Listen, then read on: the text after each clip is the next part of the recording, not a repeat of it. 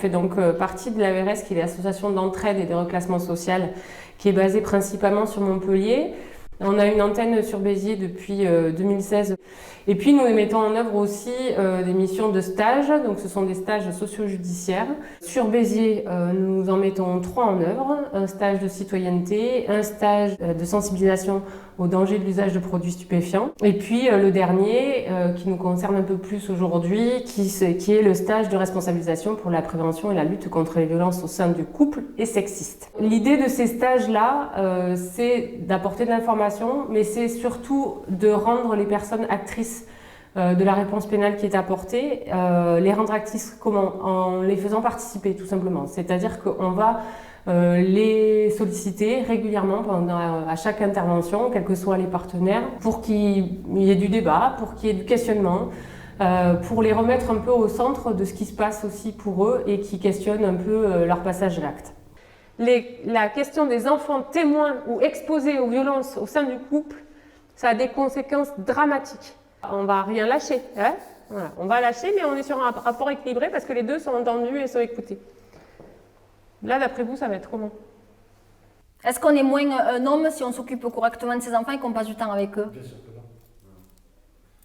On transmet des choses aux enfants. Hein. Les enfants, ils ont besoin de ça, de ce lien-là, de ces émotions-là. D'accord? Donc, dans son psychisme, dans son cerveau, il y a une association. D'accord? C'est-à-dire que lui, ce petit garçon, il se construit comme tous les enfants avec les modèles qu'il a sous les yeux, de 3 à 10 ans, un peu avant l'adolescence, donc chez le petit garçon là. Qu'est-ce qu'on retrouve comme difficulté? Il y en a beaucoup. On va faire les principales. On n'est plus sur le même dialogue. Et pour revenir à ce que je vous disais ce matin, on n'est plus sur un rapport d'équilibre. Exactement. À partir du moment où il y a de la violence, il y a un déséquilibre. Tout à fait. Et là, ce n'est plus possible. Et là, c'est interdit. Oui. Et là, on est responsable de ses actes aussi. C'est-à-dire qu'elle le cherche pas, etc. Vous êtes responsable, vous, de la réponse que vous avez. Il peut y avoir 4 ou 5 émotions principales. Les chercheurs en psychologie ou en sociologie en définissent 4, 5, mais après pas plus. La première, c'est, ou dans le désordre, la colère, Stress. L'euphorie. Tristesse. ouais, voilà, la tristesse. Ok.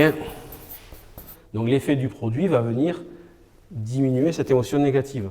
Si dans un cas de figure un peu plus extrême, j'ai une émotion négative un peu plus forte et je vais monter très fort et redescendre très fort, le but du produit en lien avec cette émotion, voilà, va venir être plus important. Si je suis très triste parce que je me suis fait larguer, parce que j'ai un problème avec la justice, parce que j'ai perdu mon boulot, la quantité d'alcool ou de produits pour venir lisser cette émotion, elle va être forcément plus importante pour revenir à zéro.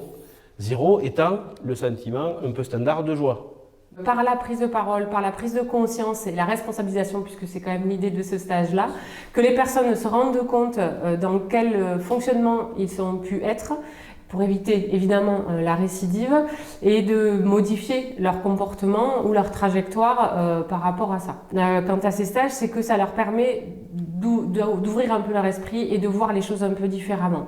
C'est-à-dire plutôt que d'être dans un discours de victimisation systématique, même si on n'y coupe pas en début de stage, de petit à petit de les amener vers pour qu'ils se rendent compte que c'est bien eux qui sont à l'origine de ce passage à acte et que c'est bien eux qui sont condamnables dans ce cadre-là.